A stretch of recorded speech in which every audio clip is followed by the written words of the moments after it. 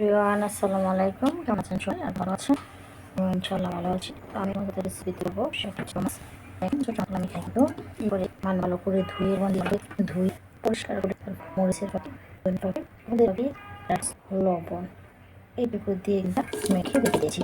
কিছুক্ষণ হয়েছে, এটা কিন্তু আমি বাদুর এটা সব ভাজি করবে এই কারণে আমার একটা বড় মা এটা আমার কাছে এখন, তো এর জন্য এটা বার করবো। এবার ভাজি করবো। তো এই রেসিপিটা কিন্তু আপনারা রান্না করে তৈরিও করতে পারেন, এটা ভাজি করতে পারেন বা সবজি রান্না করতে পারেন, যার কাছে ভালো লাগে সেটা। তা আমি মাছ করি, মানে ভাজি করি, আমার কাছে এটাই বেশি ভালো লাগে।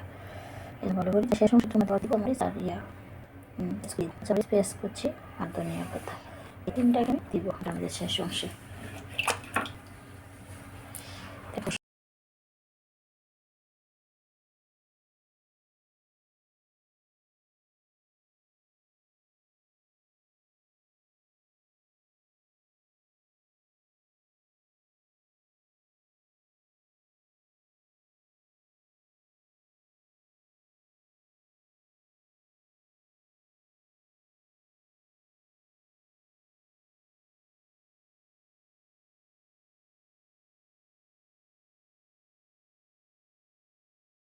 চুলায় পরে বসিয়েছি, দিয়েছি তেলের পরিমাণটা বেশি নেই, মরিচ মশলা দিয়ে এটা আমি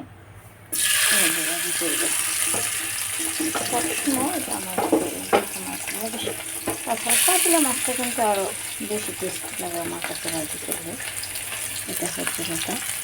দেখুন এই জন্য আমি এটা খাওয়ার সময় ছোটো মাছগুলো ভাজি করি, ভাজিটা কিন্তু দারুণ টেস্ট।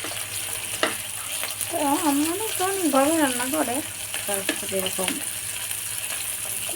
রেসিপিটা এরকম তৈরি করতে ভালো লাগে, সেরকমভাবে তৈরি করে। কেউ সবজি দিয়ে, কেউ চচ্চড়ি করে ছোটো মাছের লবণ থাকলে বলে সেরকম করে। তো আমরা সরিষা ছোটো মাছ তৈরি করি, আর তার ছোটো হচ্ছে আমাদের পছন্দ, সেটা হচ্ছে আমাদের সুন্দর খাবার।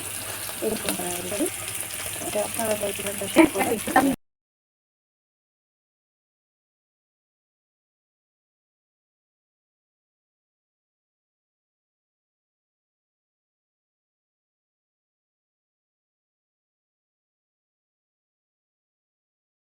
দেখেন বন্ধুগণ, আমার মজাদার রেসিপিটা কিন্তু তৈরি করা হয়ে গেছে।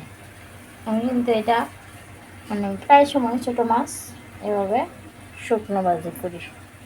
এটাকে বিরান বলে, ভাজি বলে, মাছের কারি বলে, ওই বিভিন্ন আইটেমের কথা বলা যায় এটাকে, কিন্তু সহজ সরল সোজা ভাষা এটা হচ্ছে আমি বলি যে মাছের ভাজি অথবা ছোটো মাছের চচ্চড়ি অথবা পোড়া পোড়া, এই যে যেভাবে বলে। তো এটা হচ্ছে শুটকি দিয়ে রান্না, সবজি দিয়ে রান্না করা যায়, ভাজিও করা যায়, চচ্চড়িও করা যায়, এই জন্য এক একজন এক একভাবে বলে। বিষয়টা হচ্ছে এরকম। তো আমি কিন্তু এটা সবসময় বেশিরভাগই ছোটো মাছ এইভাবে শুকনো ভাজি করি, এটা আমার কাছে শুকনো ভাজি করলে অনেক ভালো লাগে। তো দেখেন কাঁচামরিচগুলো কিন্তু সবুজ সবুজ, বিষয়টা হচ্ছে এরকম, এটা সবুজ থাকে শেষ অংশে কাঁচামরিচ।